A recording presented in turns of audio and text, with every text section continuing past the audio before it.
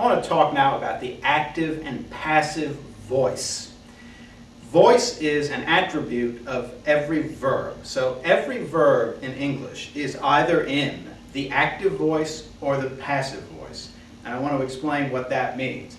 It would help if you knew what a transitive verb and a direct object is, but it's probably not essential for this lesson. Now, let's take a simple sentence like, I will slap the board.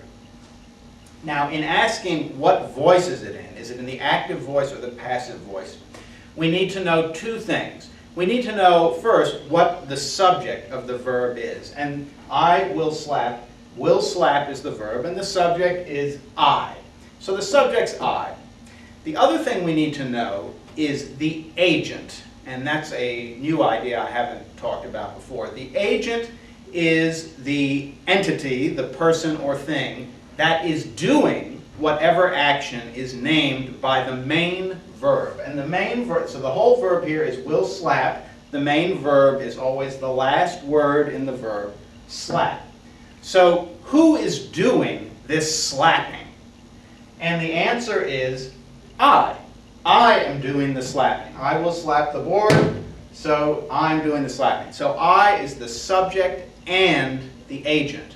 And that means that this is in the active voice. The active voice is said to occur when the subject and the agent are the same.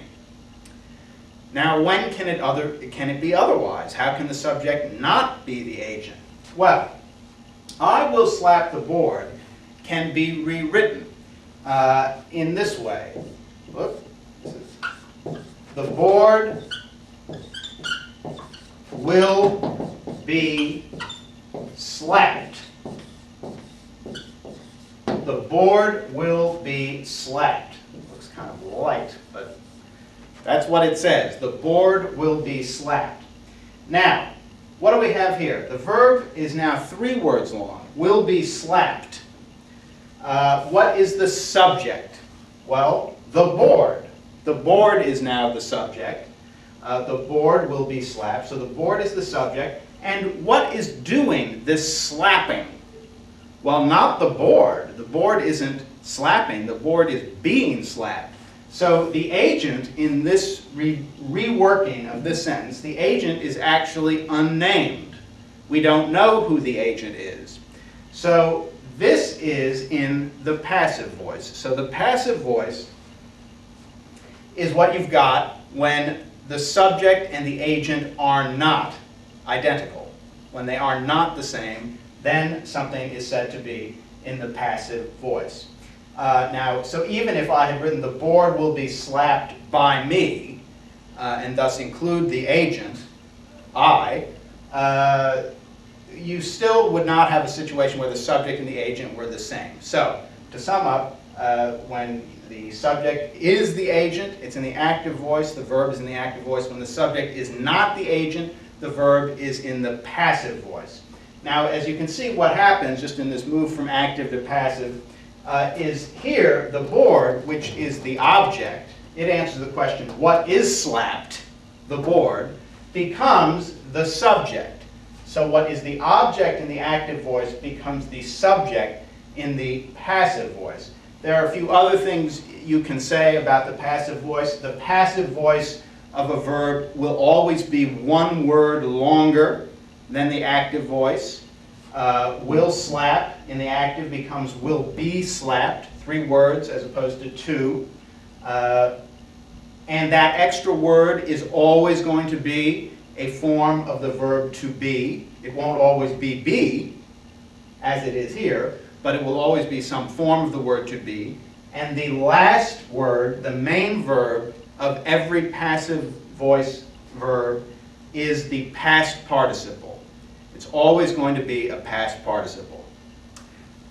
Now, all verbs can be expressed in the active voice, but not all verbs can be expressed in the passive voice.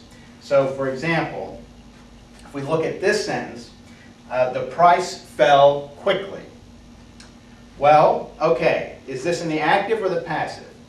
Fell is the verb. Well, actually, we already know because the passive voice can never, the verb in the passive voice can never be just one word long. It always must be at least two. And one of those two would have to be a form of to be. But fell. So what fell? The price. So the price is the subject. And what did this falling? What did the falling? Again, the price. So we have here the active voice, because the agent and the subject are the same. But if we tried to rewrite this in the passive, we get into trouble. Because if we say, well, here we say, what is slapped? The board. And here, if we ask the question, what is fallen? Well, the price fell, but it doesn't make grammatical sense to say the price is fallen. You could say the price has fallen, but not the price is fallen. So this just doesn't make any sense. And it's even more obvious if the sentence is something like, I am happy. Well, now, if you were to try to ask the question, okay, what is slapped?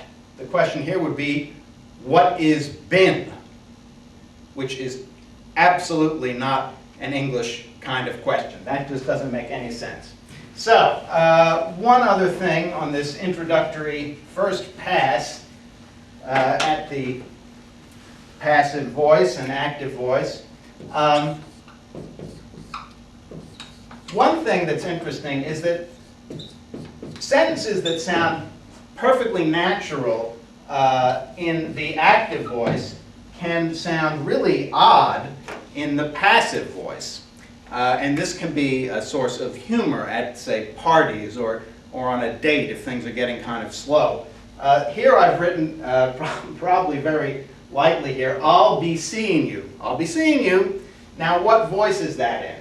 Well, the verb is 3 words long, will be seeing. And who is doing this seeing? I.